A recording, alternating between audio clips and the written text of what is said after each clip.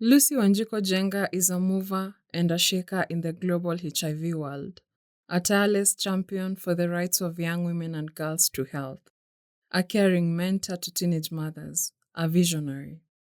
In Hope Made a Way, Lucy describes how she rose from a life of poverty and neglect in urban slums, Kenya, to the world stage as a leading social justice activist. She tells of the events that shaped her into the person we know today, a tireless advocate for girls and young women facing, as she did, sexual violence, the crushing realities of poverty, a lack of rights, and the risk of HIV. Lucy's is a story of the triumph of the human spirit.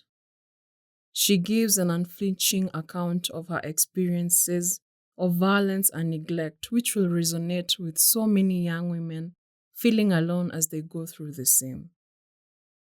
She tells of the devastation wreaked when she and her baby are denied access to right medical testing and care. She describes the ugliness of unfettered patriarchy and the possibilities in healthy masculinities. And she shows us the power of sisterhood, of what can happen when women come together in solidarity to lift each other up in the face of adversity. Lucy's story of resilience and hope will be familiar to many African girls and young women.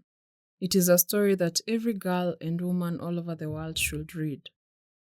We live in a time when adolescent girls and young women in sub-Saharan Africa are 3 times as likely to acquire HIV as adolescent boys and young men. When 1 in 4 adolescent girls has been subjected to physical and/or sexual violence by an intimate partner. When 830 women die from pregnancy and childbirth-related causes every day. When a person dies of AIDS every minute. As you read this book, I hope it makes you angry, determined, hopeful, ready to join the struggle for the right of girls and women and people living with HIV to a fair and just world. Because we have a long way to go. But as long as we have remarkable women like Lucy speaking truth to power, I am convinced we will get there.